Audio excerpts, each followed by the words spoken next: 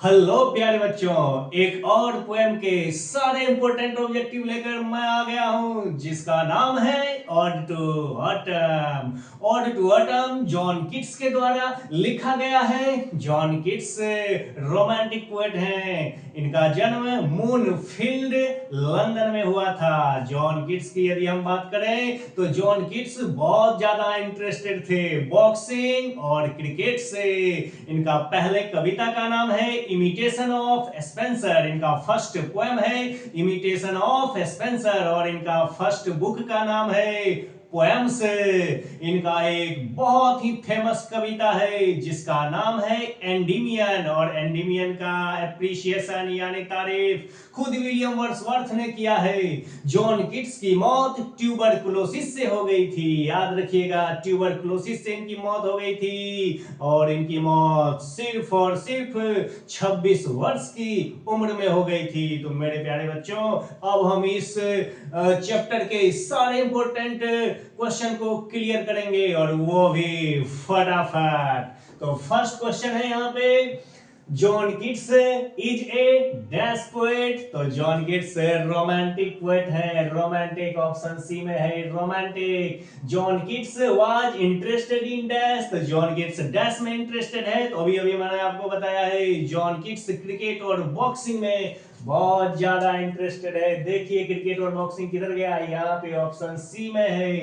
Kits first poem is dash. Keats का जो first poem है उसका नाम है imitation of Spenser. Imitation of Spenser. Keats Endymion was appreciated by dash.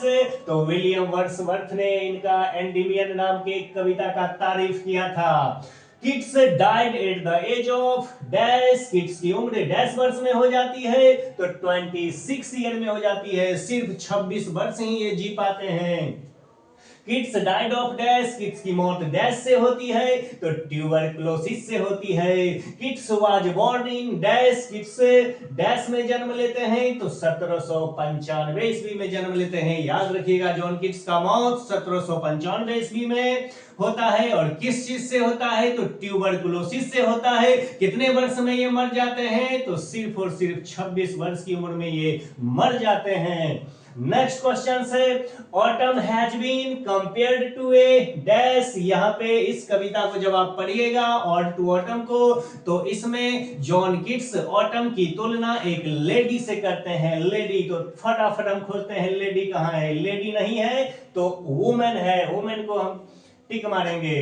Next question से, red breast dash from a garden croft. यानी कि जो रेड ब्रेस्ट पक्षी है, ये चिड़िया का नाम है रेड ब्रेस्ट, वो बगीचे के कोने से डैश करता है तो रेड ब्रेस्ट व्हिसल्स यानी सीटी बजाता है। याद रखिएगा, रेड ब्रेस्ट क्या करता है, व्हिसल करता है, सीटी बजाता है। नेक्स्ट क्वेश्चन से, ऑड ऑटम एंड सन और डैश, यानी ऑटम और सन है वो डैश है इस चैप्टर में। तो ऑटम और सन फ्रेंड है, जिगरी दोस्त है, क्लोज बूजम फ्रेंड है। ऑप्शन सी हो जाएगा आपका राइट आंसर।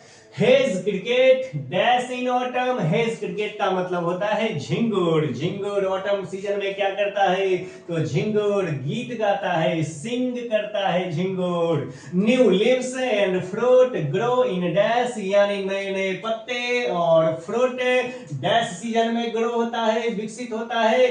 तो निश्चित रूप से यहाँ पे ऑटम ही होने वाला है। Keats first poem is dash. Keats के जो फर्स्ट पोएम है उसका नाम डैश है। बुक, किट्स के जो फर्स्ट बुक है, किताब का नाम, पोएम नहीं, पोएम तो यहाँ पे है, यहाँ पे पोएम, यहाँ पे बुक है। तो जॉन किट्स के जो फर्स्ट बुक है उसका नाम है ऑप्शन बी यानी पोएम्स। ये हो जाएगा आपका राइट आंसर।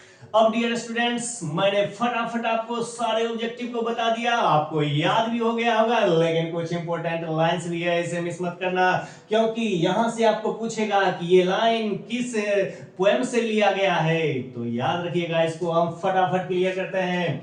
देखिए सम इंपोर्टेंट लाइंस लिखा है, to bend with apples the most cottage tree and feel all fruit with ripeness. यहाँ पे ऑटम और सूरज दोनों योजना बना रहे हैं। किस चीज का योजना बना रहे हैं? बोलते हैं टू बेंड, यानी झुका देते हैं इस चीज को, एप्पल को, और एप्पल से यानी ये बोल रहे हैं कि कॉटेज मोस्ट कॉटेज ट्री, यानी एप्पल के जो पेड़ हैं, कॉटेज मोस्ट का मतलब होता है काई, काई लगा हुआ जो होते हैं पेड़, उसको इतना फल दे दें, इतना फ्रूट दे दें, फल से लाद दे वृक्ष को कि वो कैसा हो जाए। ये देखिए कॉटेज ट्री यानी कि झोपड़ी जैसा झुक जाए पेड़ को।